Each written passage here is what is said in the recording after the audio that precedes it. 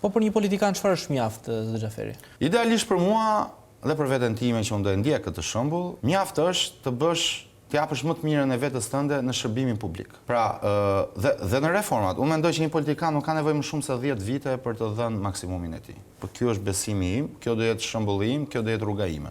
Për Berishën dhe Ramën ka ardhur ky moment që janë mjaft? Unë mendoj se po, por problemi më i madh për ata që akoma nuk kanë ikur është dështimi i ne të rinjve që nuk kemi arritur në nivelin e lartë për të qenë aty për të zëvendësuar, se nuk e hap njëri rrugën. Dhe nëse dikush vendosi unë nuk iki, duhet të rinj shumë të fortë elektoralisht, shumë të fortë në kauza, shumë të fortë në mbështetje, shumë të fortë në frym, që t'i largojnë. Një gjë që më bëri përshtypje mbrëmjen e djeshme ishte që zoti Berisha e konsideroi protestën si të ngjashme me ato të vitit 90 të lëvizjes studentore, i gjendur mes të rinjve, ndërkohë që në 90-ën ju keni lindur në dimrin e 90-s, në atë kohë zoti Berisha ishte sërish në mes të rinjve, ashtu siç ishte zoti Berisha mbrëmjen e djeshme. Ka diçka që ju bën përshtypje në këtë drejtim pas shumë viteve, sërish i njëjti person. Po ta shohësh karrierën, po është shumë e çuditshme dhe patjetër që është shumë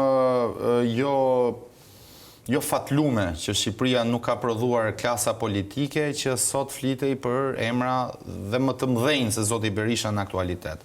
Po ky s'është faji i zotit Berisha.